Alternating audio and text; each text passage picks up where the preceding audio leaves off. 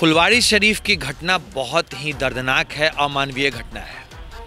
पर इस तरह की घटनाएं तो अब बिहार में हो रही हैं। बिहार में जंगल राज की वापसी हो चुकी है। पिछले कुछ दिनों में एक साल में 100 से ज्यादा रेप की घटनाएं हुई हैं, वो भी रिपोर्टेड। पुलिस थाने में पुलिस जब इस तरह के किसी आरोपी को पकड़ के लाती है तो सीधे फोन आता है उस अपराधी के आका के यहाँ से। राजद की सरकार का मतलब होता है अपराधियों की सरकार, गुंडों की सरकार, माफियाओं की सरकार, बलात्कारियों की सरकार। एक तरफ जहां बिहार के मुख्यमंत्री नीतीश कुमार बेटी बचाओ बेटी पढ़ाओ का नारा देते हैं, वहीं दूसरी तरफ बेटियां ही बिहार की सुरक्षित नहीं हैं। देखिए, पटना के फुलवारी से एक खबर सामने निकल के आई है, जहां पर 2 नाबालिग बच्चियों के साथ गैंग रेप की घटना को अंजाम दिया गया है।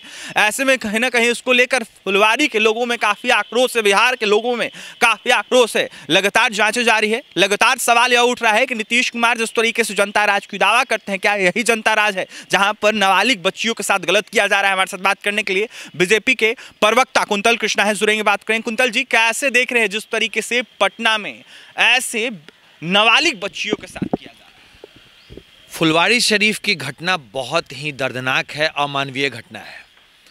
पर इस तरह की घटनाएं तो अब बिहार में हो रही हैं।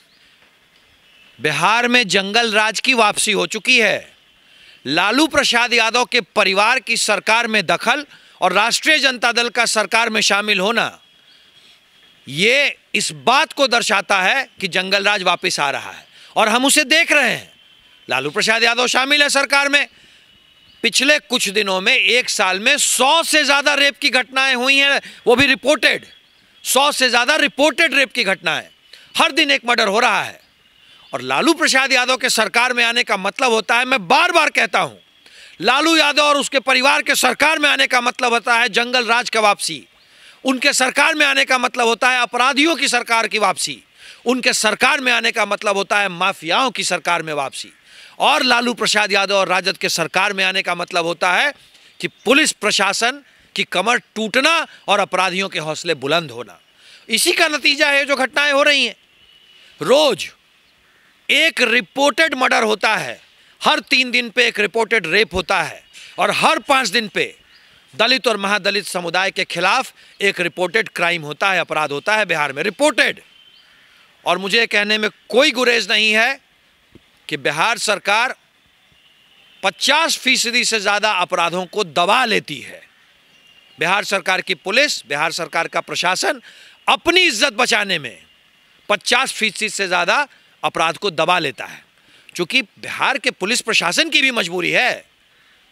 पुलिस थाने में पुलिस जब इस तरह के किसी आरोपी को पकड़ के लाती है तो सीधे फोन आता है उस अपराधी के आका के यहां से। लालू प्रसाद यादव, उनके परिवार और उनके दल के बड़े लोगों का फोन आता है। आज के दिन में बिहार में अपराधियों की सरकार चल रही है, गुंडे माफियाओं की सरकार चल रही है।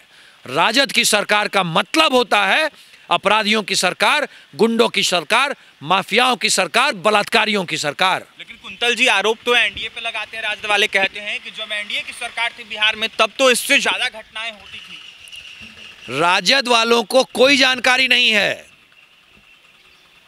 माफियाओं को शरण देने वाले लोगों को डेटा का क्या पता है? एनडीए के शासनकाल में ऐसी घटना होने का मतलब होता था कि सारी के सारी सरकार और सारे का सारा पुलिस प्रशासन उस घटना को अंजाम देने वाले अपराधी के खिलाफ लग जाता था। आज के दिन में पिछले 1 वर्ष में 100 रेप की घटनाएं हुई हैं और पुलिस प्रशासन चुप है। पुलिस प्रशासन चुप इसलिए है क्योंकि उसके ऊपर चुप बैठे रहने का दबाव है। दबाव कौन बना रहा है? भाई राजद, लालू प्रसाद यादव, उनका परिवार। क्योंकि यही तो इन माफियाओं के सबसे बड़े संरक्षक हैं, यही तो इन अपराधियों के सबसे बड़े संरक्षक हैं।